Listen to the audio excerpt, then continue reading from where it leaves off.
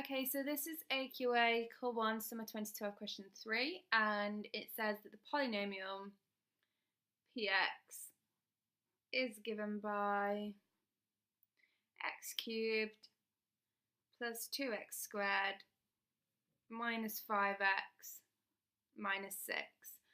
And it says use the factor theorem to show that x plus 1 is a factor of px. So, when x plus 1 equals 0, x equals, so it means it's a factor, x equals minus 1. So we need to plug x equals minus 1 into this polynomial. So minus 1 cubed plus 2 minus 1 squared minus 5 times minus 1 minus 6 equals, and this is where you gotta be careful with your minuses and your pluses and your adding, and so because you can make such easy mistakes in Core 1, particularly because you haven't got a calculator. So this is minus 1 cubed is minus 1, minus 1 squared is plus 1, so plus 2, minus 5 times minus 1 is plus 5, minus 6. Okay, and this all equals 0. Because minus 1 minus 6 is 7, plus 2 plus 5 is 7. Therefore, x plus 1 is a factor. Okay? Part 2. So express px as the product of 3 linear factors. I think that this is easily the hardest part of these questions, in my opinion anyway. So what we want to do is, because we know that x plus 1 is one of the factors, and a factor means you can divide by it, right? So we need to divide x cubed plus 2x squared minus 5x minus 6 by x plus 1. So what we need to do is say how many times does x go into x cubed. So that's x squared times, let's just put it over the squared to make it just a bit more linear. So x times x squared is x cubed plus 1 times x squared is x squared. And then we're going to minus these, so that's 0. 2x minus x squared just gives us x squared, and then let's just continue writing this, just so it's here so we can see it clearly. Right, how many times does x go into x squared? That's x times. So x times x is x squared. X times 1 is plus x. So we have minus 5x minus x is minus 6x minus 6. How many times does x go into minus 6x? Well, that's minus 6 times. So we've got minus 6x minus 6. And this all equals 0. So this is now what we're left with.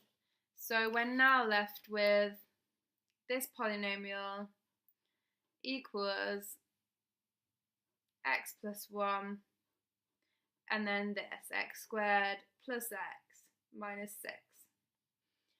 Okay, so now what we want to do, because it says 3 linear factors, is we want to make this into 2 factors. So we're going to do this by just factorizing it, which you should be able to do at this point. So what 2 numbers make minus 6, add together to make minus 6, and multiply together to make minus 6, and add together to make 1. And that's plus 3 and minus 2. So there's your answer, your 3 linear factors. Okay, so part B. Verify that P0 is greater than P1. So what we want to do is just plug 0 into this polynomial. So we have 0 cubed, the polynomial that we originally started with. So we have 0 cubed plus 2, 0 squared minus 5 times 0 minus 6. And I think that's pretty clear to see that that equals minus 6. And then plugging 1 into the polynomial, we'll have 1 cubed plus 2 times 1 squared minus 5 times 1 minus 6. And this is going to equal 1 plus 2 minus 5 minus 6, which equals minus 8. So P0, which is minus 6, is in fact greater than P1, which is minus 8. Okay, so part C says sketch the curve with the equation y equals x cubed plus 2x squared minus 5x minus 6. So this is just the polynomial that we've just been looking at. Let's just draw our axes.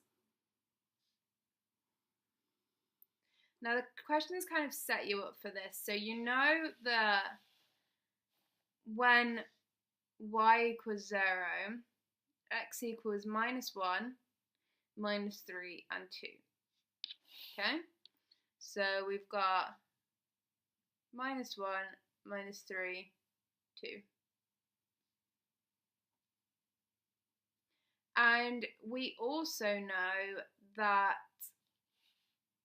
when x equals 1, y is less than when x equals 0. So that basically means that in this gap, we're going to be on the negative side of the axes. So that means that we know that the slope goes something like that.